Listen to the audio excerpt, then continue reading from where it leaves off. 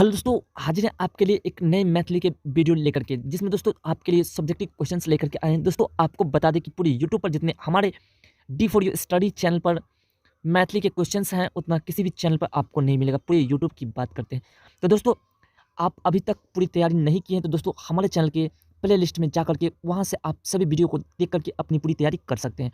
तो चलिए दोस्तों चलते हैं वीडियो में आगे की ओर। दोस्तों आपको बता दें कि इससे पहले वाले वीडियो आप मैथिली के सब्जेक्ट के नहीं देखें तो ऊपर के आइकॉन में उसका लिंक है, वहाँ से आप आसानी से देख सकते हैं। तो चलिए दोस्तों चलते हैं पहले नंबर प्रश्न की ओर। दोस्तों पहला नंबर प्रश्न है आपका कि भैया के नहीं अइला पर उल्हन देलथिन। तो भैया के नहीं आने पर उल्हन किसने दिया था? जिसमें दोस्तों आपका आंसर है कि भैया के नहीं अइला पर ननदी उल्हन देलथिन।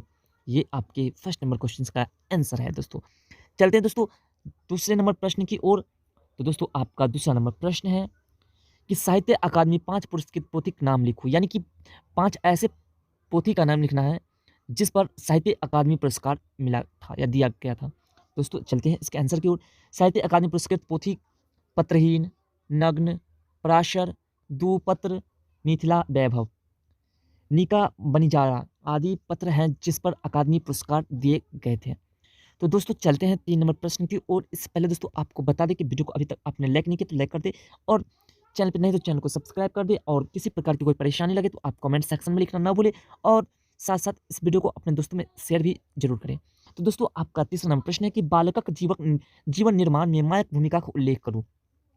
जिसमें दोस्तों आपका आंसर है कि बालकक जीवन निर्माण में मायक भूमिका अतुलनीय अछि। यानी कि माँ की भूमिका जितने होते बच्चे के जीवन के निर्माण करने में उतना किसी का नहीं होता है। आगे दोस्तों माई बालक संग बेसी रहत अछि। क्या कि दोस्तों माँ से ज़्यादा कोई बालक के साथ समय नहीं देते। आगे दोस्तों जाहिस बालकक पर मायक सब क्रिया कलापक प्रभाव पड़ैत छै।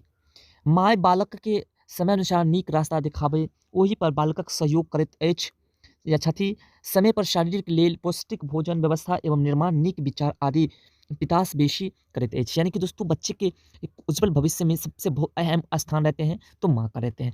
तो दोस्तों चलते हैं आगे के प्रश्न 4 नंबर प्रश्न की ओर। दोस्तों आपको बता दें कि अगर आपको किसी भी प्रकार की कोई दिक्कत आता हो तो दोस्तों आप कमेंट सेक्शन में लिखना ना भूलें। तो दोस्तों आपका 4 नंबर प्रश्न, दोस्तों यहाँ पे थोड़ा-सा मिसिंग है कि यहाँ पे क्वेश्चंस ना लिख करके डायरेक्ट आंसर लिख दिया गया है दोस्तों। इसका क्वेश्चंस मिस हुआ है दोस्तों टाइपिंग करते वक़्त, शायद सेव करने में इसे डिलीट कर दिया गया है।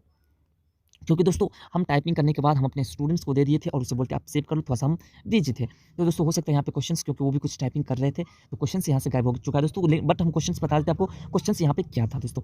तो दोस्तों यहाँ पे आपका क्वेश्चंस था कि चंद्रमुखी अपन संतान लेल कोन-कोन काज करैत छलाह? जिसमें दोस्तों आपका आंसर है कि अपन संतान लेल चंद्रमुखी दोसराक घर आंगन में काज करैत छलीह। अपने भूखल रही बेटा के माछ आनि दैत छलथिन, राति-राति जागी के चरखा काटैत छलीह। यानी कि क्वेश्चंस था आपका कि चंद्रमुखी अपना संतानक लेल कोन-कोन काज करैत छलाह अपना संतान के उज्जवल भविष्य के लेल। तो दोस्तों इसमें आपका आंसर भी बहुत आसानी से, बहुत सटीक आंसर हम दिए हैं कि अपन संतान लेल चंद्रमुखी दोसराक घर आंगन में काज करैत छलीह, अपने भूखल रही बेटा के माछ आनि दैत छलथिन, राति-राति जागी के चरखा काटैत छलीह। ये थे आपके 4 नंबर प्रश्न का आंसर। दोस्तों आपके पास 4 नंबर प्रश्न नहीं गया, इसके लिए मैं आपसे सॉरी कहता हूँ। बट दोस्तों आपको हम क्वेश्चंस बता दिए, आप उस हिसाब से उसे लिख सकते हो दोस्तों, क्वेश्चन परफेक्ट है। तो दोस्तों चलते हैं आगे के 5 नंबर प्रश्न की ओर। तो दोस्तों 5 नंबर प्रश्न है आपका कि भोजन आय कौन क्रिया के अंतर्गत बनैत अछि? दोस्तों ये भी प्रश्न बहुत ही वीवीआई दोस्तों, कभी-कभी हो सकता है कि 1 नंबर में ऑब्जेक्टिव में भी पूछा जा सके, बट दोस्तों आपको बता दें कि ये 2 नंबर का ही क्वेश्चंस है, जो कि दोस्तों बहुत ही इंपॉर्टेंट क्वेश्चंस में से है।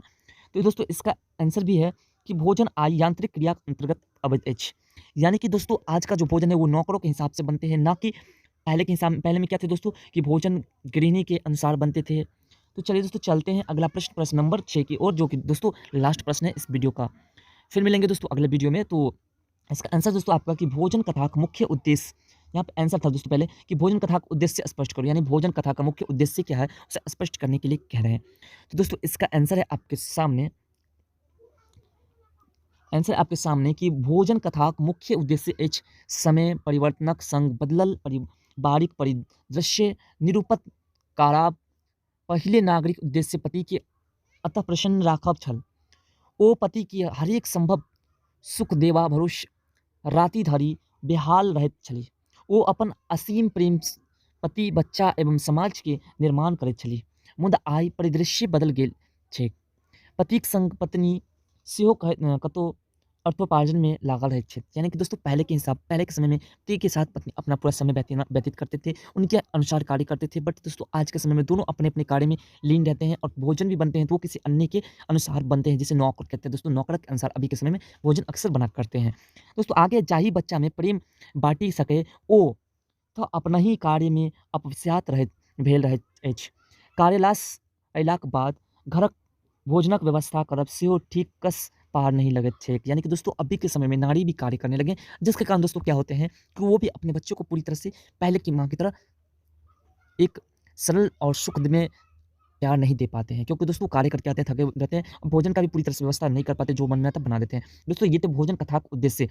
तो दोस्तों आपसे आशा करते हैं कि वीडियो पसंद आया, और पसंद आया तो please like, comment, share and channel पे नए तो चैनल को सब्सक्राइब करना ना भूलें। तो दोस्तों फिर मिलते हैं अगले वीडियो में इस तरह के नए टॉपिक के साथ। दोस्तों आपको बता दें कि जब तक 2022 के 10th के एग्जाम ना हो जाते हैं, तब तक दोस्तों आपको नए-नए टॉपिक के साथ नए-नए क्वेश्चंस मिलते रहेंगे। जिससे दोस्तों आपको बता दें कि हमारे चैनल पर मुख्य रूप से नन हिंदी और मैथिली के ज़्यादा क्वेश्चंस अपलोड होते हैं, क्योंकि दोस्तों मिथिलांचल में मैथिली के स्टूडेंट्स ज़्यादा हैं। तो दोस्तों